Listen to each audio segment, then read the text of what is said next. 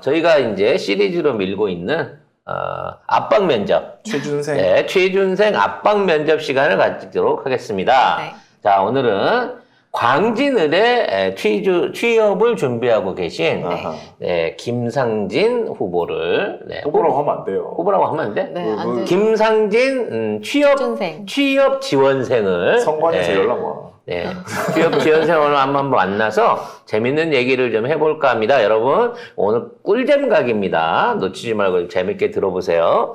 자, 인사해 주시죠. 네, 안녕하십니까. 송작가TV 시청자 여러분. 저는 광진구 을 지역에 출마를 준비하고 있는 김상진이라고 합니다. 잘 부탁드리겠습니다. 네. 와. 뭐, 이력은 올라가겠지만, 네. 66년생이시고요. 건국대학교 정치학과 경영교수를 하고 계신 진짜 정치를 학교에서 배우신 분입니다. 그리고 실무적으로는 김대중 정부 때 청와대 정무수석실에서 행정관으로 근무도 하셨고요. 19대에 광진을 지역에 출마도 하셨고, 국회 안에서 국회 정책위원도 지내셨던, 굉장히 우리가 잘 모르고 있었던 우리 민주진영의 인재 중에 한 분이십니다. 근데 이제 우리가 이분을 모신 이유는 뭐냐? 이분이 취업 지역이 광진을이기 때문이죠. 광진을이라고. 광진을에는 현재 누가 지역위원장이죠? 고민정 최고위원께서 이제 네. 진행을 있죠. 고민정 최고가 지역위원장인데, 사실 원래 이제 추미애 장관이 복귀하신다는 말씀도 있었는데, 그거는 좀 아니다, 이렇게 된 상황에서, 현재 김상진 취준생과 기존의 고민정 최고가, 네, 아마 경선에서 돌입하게 될 것 같습니다. 근데 두 분이 이미 인연이 깊죠? 네네, 네. 깊죠. 상당히 깊다고 봐야죠. 악연. 그래서 이 20대 국회 때 사실은 이제 출마를 준비하고 계시다가 네네. 고민정 의원이 이 전략공천이 돼서 거기를 내려왔어요. 네네네. 그렇죠. 그래서 평상시 같으면 저 같으면 안 해! 그러고 맞짱을 떴을 텐데 대부분 그렇게 어떻게 되냐면 무소속으로 나가서 출마해서 무소속으로 나가서 단일화 하자라고 해가지고 단일화를 어떻게 해가지고 어떻게 하든지 막 깽판 치든지 너 부산에서 그랬구나. 아니 그런 사람 많이 봤어요. 그런데 이 김상진 취준생님은 그런 일을 하지 않으셨습니다. 오히려 선대위원장을 그렇죠. 맡아가지고 네. 지역의 연고가 거의 없었던 낙하산 고민정 최고를 네. 이렇게 될 줄은 그때 모르고 네. 제 개인적인 사감입니다. 이번 말씀이 아니고 적극적으로 후원하셔가지고 당선을 시키셨는데 고맙다고 하던가요?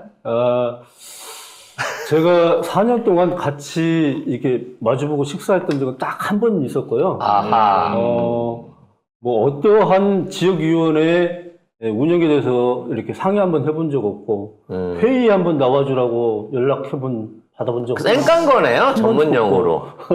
근데 그 상황을 좀 얘기해 주시면 좋겠어요. 왜냐면- 이전에부터 계속 광진을에 계셨잖아요. 네, 제가 그것 좀 말씀 좀 네, 드릴까요? 예. 그러니까 괜찮아요. 예. 후련하게 말씀하세요. 저는 사실 민주당에 선당 후사를 한 2번을 했는데요. 2016년도에 제가 이제 40대 후반이었는데 그때 처음으로 이제 광진 을 지역에 민주당 후보로서 출마를 하겠다 결심을 가지고 지역에 갔어요. 가지고 당시에 이제 사선 의원인 추미애 의원님이었죠. 네. 추미애 의원님하고 경선을 했습니다, 제가. 네. 여론조사 비슷한 경선을 해가지고 제가 이제 6대4로 졌어요. 진짜? 예. 에이. 여기서 져가지고 9대1 아니고? 아니요, 당시에는 그랬어요. 그래가지고 6대4로. 저는 이제 또 젊은 패기로서 이제 네. 했고요. 그래가지고 그렇지만 이제 승복을 하고 또 추미애 당시에 의원님의 그 선대위원장을 또 하고 선당 후상을 했습니다. 그리고 추미애는 적극 도와드리고 뭐 당대표 할 때도 제가 도와드리고 그리고 또 4년 동안 이제 열심히 하면 다음에 되겠지 이 생각으로 열심히 이제 지역에서 이제 활동을 했죠. 네. 당시에 이제 그 지도부의 입장이 우리 당 후보가 이기는 지역은 전략 공천을 하지 않겠다 이랬거든요.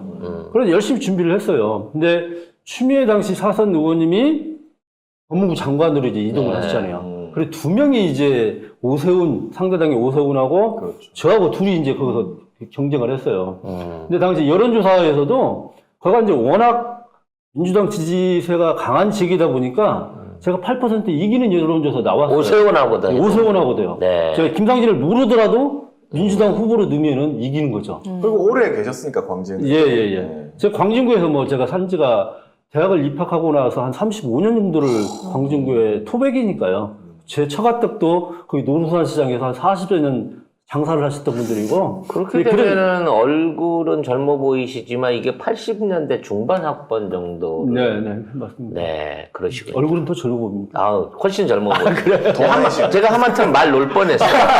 선생님이. 아무튼, 그렇게 해서 예, 기대를 하고 있었는데. 네, 기대를 하고 있었는데, 네. 갑자기 이제, 고민정 당시 후보로 이제 전략공천을 내리꽂았죠. 당연히. 저를 포함시켜서 경쟁력 조사 한 번도 없이. 저는 당에다가 당시에 저를 포함해서 경쟁력 조사라고 해가지고 내가 경쟁력이 없다고 하면 내가 그만두겠다.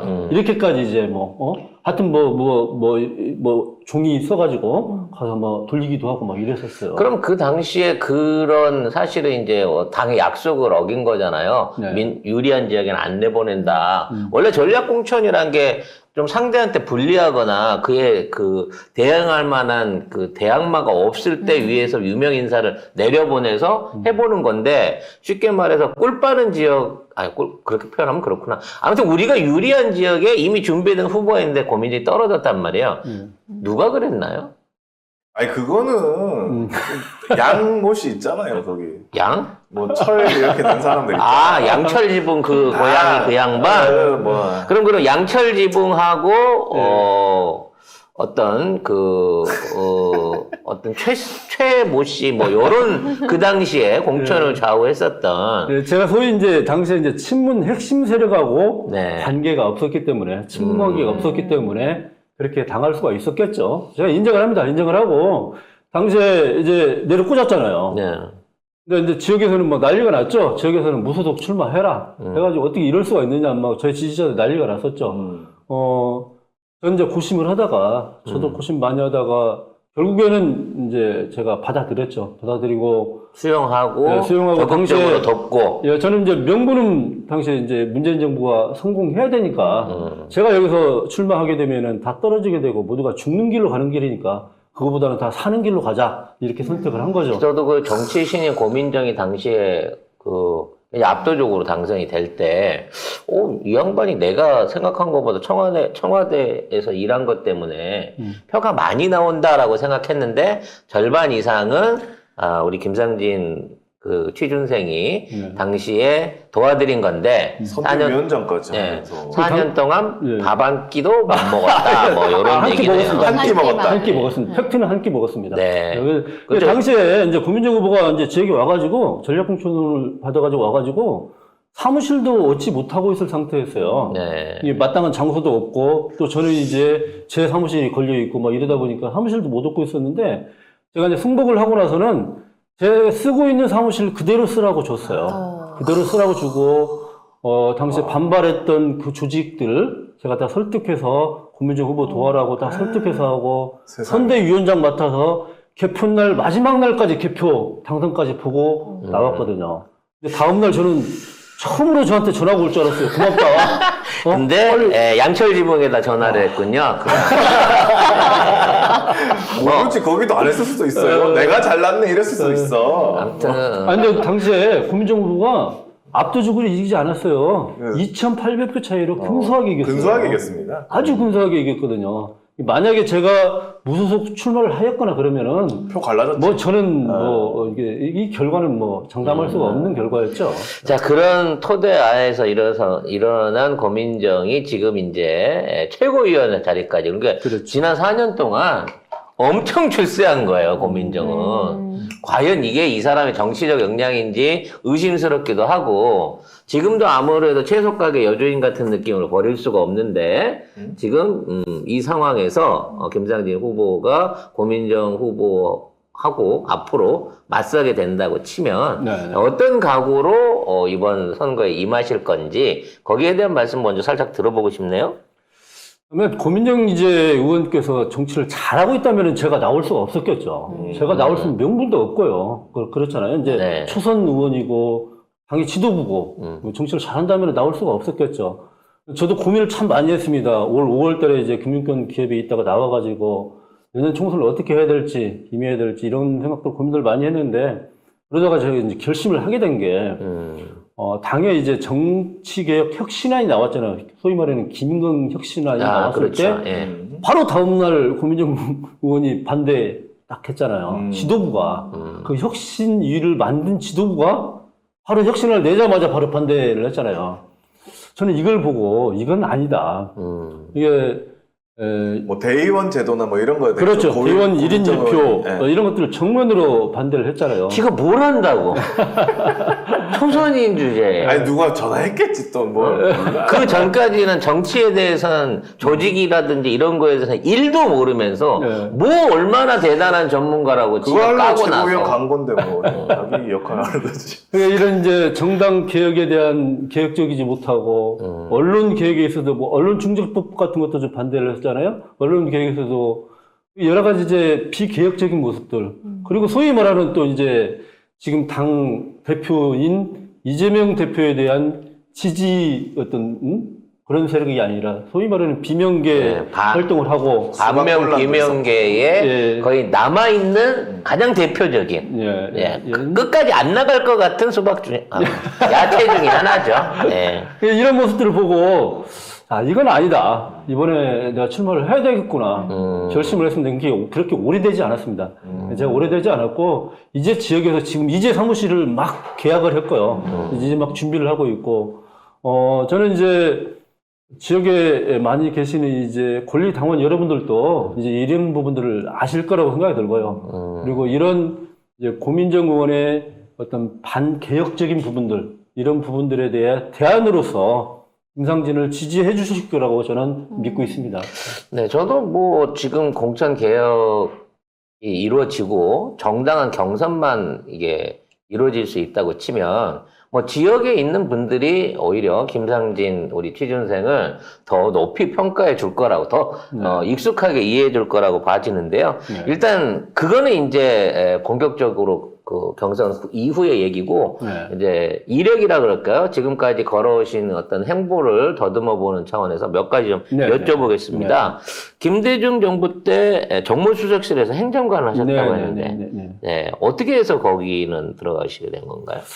제가 이제 정치를 처음 접하게 됐던 게요. 이제 대학에서는 이제 정치 외교학과를 나왔지만은 처음 접하게 된 게 김대중 대통령의 그 아태재단을 만들었잖아요. 네네. 김대중 대통령이 이제 영국에서 귀국해가지고 아태재단을 만들어서 정치 복귀를 준비하고 있을 때인데 이때 이제 제가 아태재단에서 실무자로 이제 결합을 하게 됐어요. 아, 그럼 뭐 선거되고 당선되고 청와대 들어간 게 아니라 네. 아태재단 설립 당시부터 김대중 대통령 같이 그렇죠. 일하신 거네요. 예. 당시에 거기에 이제 선거 기획단 형식으로 공개되지 않은 선거 기획단 형식으로 만들었는데 그 당시 이종찬, 뭐 이강래원, 뭐 이런 분들이 이제 거기 이제 기획단을 만들고 있었는데 다 잊혀진 사람들이네요. 네, 잊혀졌죠. 지금은 잊혀진 분들인데 하여튼 당시에 거기서부터 저는 정치를 배우기 시작해가지고 네.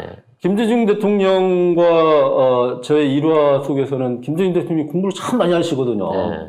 아침부터 저녁까지 막 이렇게 전문가들 초빙해서 막 듣고 공부하고 이러거든요. 노트에다 막 필기해요, 이분이. 저는 옆에서 녹음하고 뭐 이거 이제 풀어쓰고 뭐 이런 이제 실무자 역할도 하고 그랬던 기억도 있습니다. 그럼 그 당시에 이제 뭐 동교동계라고 불리던 김대중 대통령을 따랐던 정치 세력들이 네. 사실 지금은 저쪽에 가 있거든요. 많이 가 있습니다. 많이 넘어가 있단 많이 말이에요. 넘어가 있습니다. 네. 예, 맞습니다. 그 원인이라 그럴까요? 아니면 그렇게 하냐면 김대중의 사람들이 윤석열을 지지한다는 우리는 상상도 못할 그림인데 이 솔직히 자아 비판 같은 느낌으로 왜 김대중의 후계 정치인들은 지금 이 상황이 와 있을까라는 부분에서 해주실 수 있는 말씀이 있을까요? 박근혜, 윤석열 이렇게 다 넘어갔죠.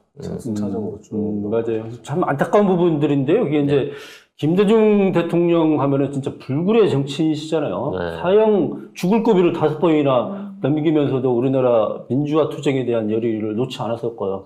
그리고 뭐 군부 독재 정권에서 여러 가지 회유에 여러 가지지만은 그게 넘어가지 않았고요. 네. 이게 지조와 신념을 지켰던 정치인인데 이제 김대중 대통령을 따랐던 정치인들이 소위 말하는 이제 그런 군부 독재 세력의 후예 그런 사람들하고 이제 넘어갔다. 네. 아, 이것은 사실 김대중 정신을 모르는 사람들이죠. 그리고 몸에 체화되지 않은 사람들이라고 생각이 들고요. 입으로만 김대중 정신을 얘기하는 그런 정치인들이라고 생각이 들고요. 안타까운 부분들이죠.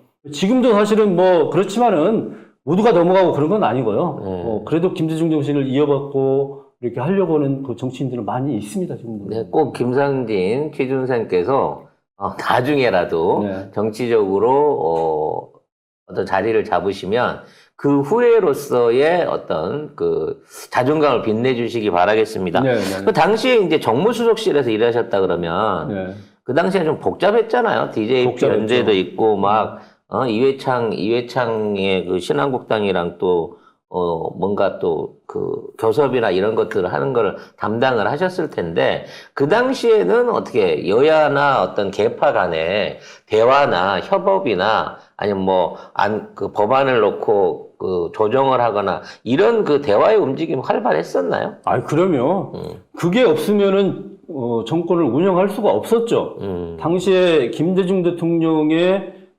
정당은 굉장히 소수 정당이었잖아요. 백석도 안 되는 소수 정당이었어요. 근데 이 정당을 가지고 국정을 운영한다는 건 사실상 불가능하였었죠. 그래서 DJP 연합으로 했고 김종필 충청도 지역 기반을 가지고 있는 김종필 세력과 연대를 했고요. 네. 또 결국에 가서는 이인재 세력과 또 합당을 하게 된 거죠. 국민신당이었던가 그런 당으로 저 기억하는데요. 합당을 해서 어느 정도 규모를 갖지만 그래도 여소야대였죠.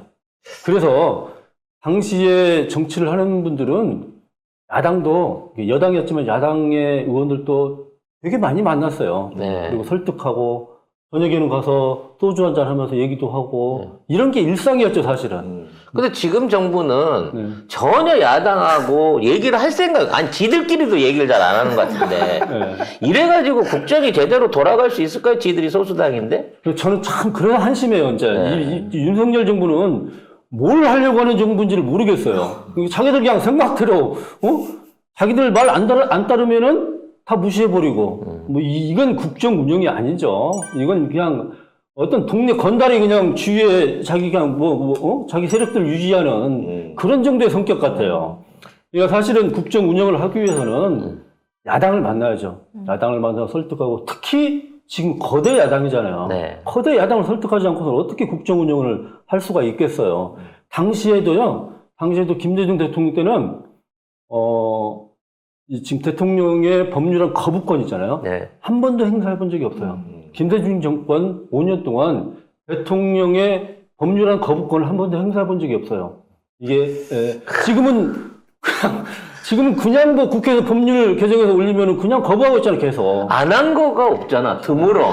아예 국힘에서 거부권을 신청을 해. 해달라고 요구를 해. 당연히 거부해 주겠지. 말도 그러면서 안 돼. 이번에도 이제 노란봉투법이나 방송선법 같은 경우에는 당연히 거부해 주겠지. 이러면 필리버스터도 안 하잖아요. 이러니 국정 자체가 지금 식물 상태로 갈 수밖에 없는 거 아니겠습니까? 그렇죠. 그래서, 본인이 이제 정치개혁 특위에도 몸을 담으셨고, 정책연구원도 네, 정책연구원에서도 계셨고, 앞으로 이제 정치개혁에 대한 꿈을 많이 갖고 계시다고 들었는데, 자, 일단 우리나라 정치가요, 이렇게 그 기득권 정치, 개파 정치, 지역주의 정치, 고비용 정치, 이런 것들에 대한 폐해가 지적된 지가 오래됐거든요. 아이, 그럼요. 그리고 개혁하겠다고 한 지도 오래됐어요. 맞아요. 안 되고 있는 근본적인 이유가 뭡니까, 전문가로서? 저도 이제 한 30년 동안 우리나라 정치를 지켜봤고, 직접 참여해봤고 그런 사람인데요.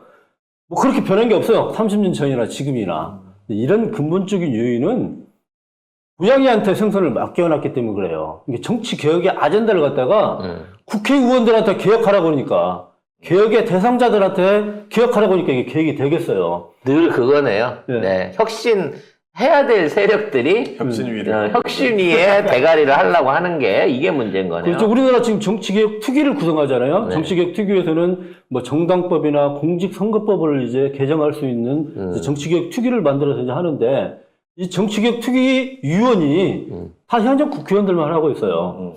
그러니까 현역 국회의원들이 무슨 내용을 이제 서로가 논의를 하다가 서로 이제 정당 간에 이제 당략에 의해서 할 거 아닙니까? 네. 이익이 되는 중 이게 논의가 합의가 안 되죠. 그러면 그냥 막판까지 가는 겁니다. 그러다 막판까지 가서 자기들 정당끼리 그냥 나눠 먹을 것은 나눠 먹고 이게 나눠 먹을 게 합의가 안 된다. 그러면 그냥 유야무야 되고 끝나버리는 거죠. 그럼 어떻게 해야 돼요, 그러면 이 상황? 저는 이 정치개혁 특위를 국회로부터 독립시켜야 한다고 봐요. 국회로부터 독립시킨다는 것은 지금의 이제 국가인권위원회나 국가권익위원회 이런 게 이제 독립되어 있는 기구잖아요. 독립되어 어디로부터도 간섭을 받지 않는 이제 독립된 기구로 이제 존재하잖아요. 대한민국에서 검찰한테만 간섭을 받고 있다. 기구들이. 예, 이제 추천도 이제 대통령도 추천하고 국회도 네. 추천하고 막 이래가지고 이제 중립적으로 이제 구성을 하려고 하잖아요. 이렇게 정치개혁 특위도 아예 정치개혁위원회 뭐 이런 식으로 해서 독립시켜놔서 각계각층이 참여해서 여기서 정치개혁 사안들을 논의해서 결정을 하면은 이 국회는 법률안을 통과시켜주는 역할 그렇게 만들게 되면은 저는 그렇게 되면은 이 탐욕스러운 고양이들이 나 내 목에 방울 달아라 그러고 목을 내밀까요? 그러니까 굉장히 어려운 일이죠. 사실 이게 굉장히 어려운 일이에요. 지금 그러면 지금 비례당 문제 있잖아요. 네. 그것도 잘 안 되겠네요, 결국. 안 되죠. 이 부분도 이제 예를 들어 지금 뭐 병립형 얘기 나오고 있고요. 그다음에 뭐 권역별 비례대표제 얘기 나오고 있고요. 그럼 실무자로서 한번 여쭤보겠습니다. 네. 지금 있는 권역별 연동형 뭐 여러 가지 다 나오고 있는데 네. 지금 이제 오히려 민주당은 지금 연동제를 갖고 가려고 하는데 네. 국진당은 야 옛날로 그냥 가자라고 얘기를 하고 그거를 지금 토론하고 있다고 하거든요. 네. 어떻게 결론이 날 것 같고 사실상 정치 참여를 위해서 가장 좋은 대안 본인이 생각하시에 그건 어떤 형태라고 생각을 하세요? 저는 형태는 뭐 권역별 비례대표제 형태도 저는 괜찮다고 봅니다. 우리나라 네. 정치 현실 속에서는 왜냐하면 우리나라는 지역 구도가 너무 뚜렷하기 때문에 예를 들어 영남에서도 민주당 후보가 나올 수 있게끔 만들어주고 많이는 아니더라도 하여튼 정당 투표의 비율대로 받을 수 있게끔 만들어주고 호남에서 뭐 국민의힘 나올 수 있게끔 만들어주고 권역별 비례대표 형태도 좋다고 봅니다. 조금 현재는 이제 비례대표 47석을 갖다가 30석은 연동형으로 하고 17석은 이제 정당 투표를 많이 받은 정당도 가져갈 수 있게끔 네. 하는 거잖아요. 지금 이제 연동형은 정당 지역구 의석을 많이 받은 그 정당은 비례대표를 못 받게 만들어 놓는 거잖아요. 네. 그렇죠? 근데 병립형은 상관없이 똑같이 받는 거예요. 그래서 정당 투표를 많이 받는 정당이 그냥 비례대표 가져갈 수 있게끔 예전의 방식이겠죠. 예전의 방식 47석. 그 두 개를 지금 협의를 보고 있는데 네. 국짐은 병립형을 가고 있는 거고 민주당은 연동형을 가고 있는 건데 여기 따라서 이제 앞으로 신당들이나 뭐 정치 그렇죠. 지형들이 막 갈 것 같거든요. 어떻게 끝날 것 같으세요? 병립형으로 가게 되면은 양당 간에 나눠먹기식으로 하면은 병립형으로 가게 되어 있습니다. 네. 결론이 우리 당하고 니네 당하고 그냥 이대로 가자. 거대 양당으로 둘이서 하자라는 거 아니에요? 예, 둘이 가자. 그러면 그냥 병립형으로 가는 거죠. 그러니까 왜냐면 그렇게 기존에 되면 비례당이 안 나오고 이준석 신당이 안 나오게 되는 거죠. 뭐 나올 가능성이 굉장히 적어지는 거죠. 네. 왜냐면 비례대표 의석을 확보할 수 있는 방법이 가능성이 없으니까. 적으니까 적어지는 거죠. 그러니까 예전식으로 가는 거죠. 병립형은 그냥 정당 투표가 많이 받은 정당이 의석을 많이 가져가는 거예요. 그러니까 거대 양당이 많이 가져갈 수밖에 없죠. 그래서 소수당 가져갈 그래서 수밖에 없죠. 민주당과 국짐이 여기에 대한 병립형으로 회기에 합의를 할까요? 어떻게 보세요? 저는 근데 이제 지금 민주당 내에서 어젠가 그젠가 네. 뭐 이탄 의원 중심으로 해가지고 30여 명 정도가 지금 연동형 비례대표제로 가고 유성정당을 만들지 말자 우리는 저번에 유성정당 만들어가지고 조정은 들어오고 막. 뭐 국민적인 비판도 받고 이렇게 정당을 운영했어야 돼요. 우리만 일방적으로 손해를 보자고? 이탄 의원 같은 경우에는 지금 그렇게 얘기를 한 거죠. 네. 그래가지고 제3의 정당들을 많이 나올 수 있게 만들어져가지고 우리의 우군이 되는 정당이 많이 만들어지게 되면은 어차피 똑같은 거 아니냐. 우리가 150석 이상의 정당을 민주당이 가지고 우군의 정당들이 많이 만들어지게 되면은 200석 이상의 정당도 실질적으로는 가질 수가 있는 거 아니냐. 이게 이제 이탄 의원 생각인 것 같은데 저는 그렇게 여기에는 그렇게 동의하기가 좀 힘든데. 좀 이상적인 생각이죠. 예. 그건 이상적으로 뭐냐면 볼수 있어요. 아까 지적하신 것처럼 양당 이외에 새로운 어떤 대안당들이 나왔을 때 그 대안당들의 이걸 뭐라 그러나 그 정체성이라 그래야 네. 되나? 그렇죠. 이거를 보장받을 수가 없죠. 조정원 같은 놈 나오면 어떡하냐고. 정의당 찌꺼기들 나와갖고 당 이름 맞아요. 바꿔서 하면 어떡하냐고. 맞아요. 제3의 정당이 그야말로 건강한 정당, 국민을 위한 정당, 그리고 약간 진보성을 더 가지고, 뭐, 스펙트럼에 있어서 이런 정당들이 좀 우뚝 서 있고 그러면은 굉장히 좋죠. 정치하는데 우리나라 정치 발전에도 기여할 수 있는 것이 굉장히 큰데, 이상한 정당의 성격이 나오게 되면은 이 사람들 장사하게 되죠. 그러니까 양당이 이제 장사하게 됩니다. 이렇게 개연적인 건 다 알았으니까 네. 예상을 한번 해보시라니까요. 저는, 괜찮잖아. 저는 위성 정당을 만드는 것은 저는 개인적으로 반대입니다. 위성 정당을 만드는 것은. 그렇다면은, 지금 연동형 비례대표 아니면 권역별 비례대표제로 가는 게 저는 좋다고 보는데. 다시 예전으로 돌아가서 아니야. 예전에 병립형으로 돌아가지는 말고 네. 지금의 연동형이나 권역별 비례대표로 가는 것을 저는 선호합니다. 선호하는데 현실적으로 이 합의가 힘들 수가 있습니다. 현실적으로 힘들면은 결국에 가서 나눠먹기식으로 가면 병립형으로 가지 않을까. 사실 저도 병립형으로 갈 가능성이 높다고 봐요. 예. 물론 민주당 안에서 이제 그 도의적인 면에서 이런 얘기들을 할 수 있는 저기가 있겠지만 왜 약속을 안 지키고 원래대로 돌아가느냐라고 얘기를 할 수 있겠지만 워낙 국짐이 준서기가 싫어서 강력하게 원하고 있기도 하고 그렇지. 우리 민주당 입장으로서도 현재 그 제3의 대한당을 내지 못하는 상황이라고 치면 이 병립형 회기를 결정할 가능성이 높다고 봅니다. 그리고 그래야 우리가 200석 또는 180석 이상을 갈 수 있는 방법이 그쪽에 있지 않나라는 생각도 들긴 하는데요. 일단 그거는 양당 합의를 좀 지켜보고 날 일인 것 같습니다. 네, 네. 자, 마지막으로 이제 국회의원으로서의 길을 가시려고 하는, 아직 취준생은 멀었지만, 네, 뭐 몇 단계를 가야 되지만, 본인이 생각하시는 출마의 변이라 그럴까요? 네, 이 길에 들어서게 되신 이유, 목적, 어떤 정치를 하겠다. 간단하게 한번 설명을 해 주시기 바라겠습니다. 네, 저는 이제 30년 동안 청와대, 국회, 국정원, 그리고 금융권 기업에서 기업의 경험까지 사실상 한 30년 동안 국회의원을 준비했다고도 뭐 과언이 아닙니다. 그러니까 우리나라 정치의 발전 과정, 그리고 우리나라 정치의 개혁의 내용들, 이런 것들을 저는 누구보다 잘 알고 있다고 생각이 들고요.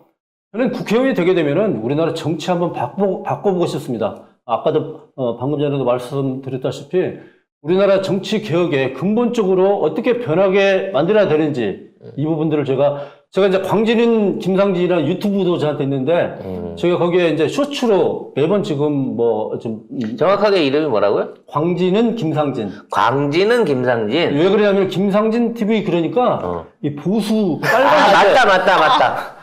뭐 이 친구가 그냥 계속 나오는 거예요. 그 친구가 우리 고발도 했어요. 지금 재판 중입니다.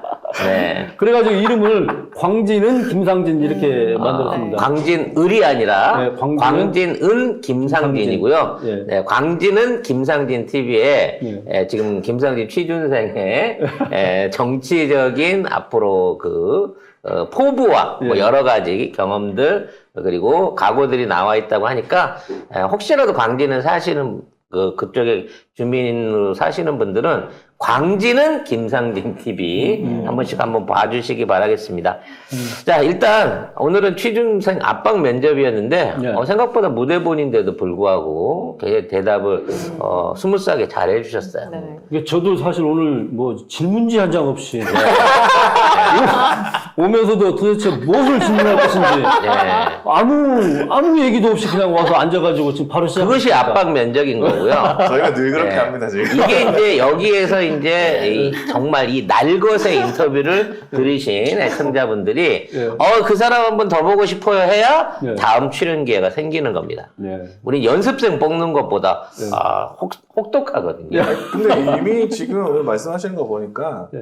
괜찮겠네요. 아니 왜냐면 다른 광진을에 두 분밖에 없잖아요. 그러니까 선택지가 두 명. 이게 프리미엄이 있어요. 야채 가게 프리미엄이라고. 사람들이 기본적으로 너무 야채가 먹기 싫어서 네. 이번에는 꼭 고기를 먹겠다고 하시는 분들이 광진에 많이 살고 계시기 때문에 오히려 뭐 경선에서만 온전한 경선만 치르실 수 있다고 보면 본선 진출력은 모르겠고 아, 경선에서는 저는 월등하게 유리하실 것 저는 같아요. 그 본선은 정말 누구보다 자신 있습니다. 본선은. 아. 본선은 제가 뭐 지역적 기반뿐만이 아니라 제가 그 지역의 출신 대학을 나왔고 뭐 하여튼 제가 이제 본선에 만약에 나가게 되면은 어떤 후보보다 확장력은 더 있을 거라고 봅니다. 지금의 김상진하고 공천받은 김상진하고는 또 다릅니까? 뭐 엄청 저는 다를 거라고 생각하고 본선은 자신이 있고요. 경선에 있어서 문제가 이제 출퇴근하시는 분들 또 우리 권리당원분들 이런 분들이 누군지를 전혀 몰라요. 그러다 보니까 제가 접촉할 수가 없어요. 알릴 수 있는 방법도 없고요. 심지어 지금 고민정은 지역위원장 이름으로 지하철역마다 자기 프레카드를 걸고 자빠졌는데 그러면 지금 이제 지금 아직 후보 등록도 받지 않고 있는 상태라 그럼요. 지금 지역민들한테 얼굴을 알리실 수 있는 방법이 없으시잖아요. 없어요. 이런 게 다 사실은 불공정한 그렇죠. 그렇죠. 시스템인 거죠. 그렇죠. 그래서 송작가 TV 이렇게 시청하시는 시청자 여러분들께서 좀 많이 도와주셔야 될 것 같아요. 아마 광진 을에 살고 계신 분들은 네. 꼭 알아봐 주시고 그러니까요. 네, 응원 말씀 주실 걸로 생각하고요. 아직까지 기간이 머니까 네. 또 다음번 시간에 또 이런 대화들, 좋은 의견들 들어보도록 하겠습니다. 네, 고맙습니다. 네, 오늘 갑작스러운 압박 면접 임해주셔서 감사합니다. 조심히 돌아가십시오. 네, 고맙습니다. 고맙습니다.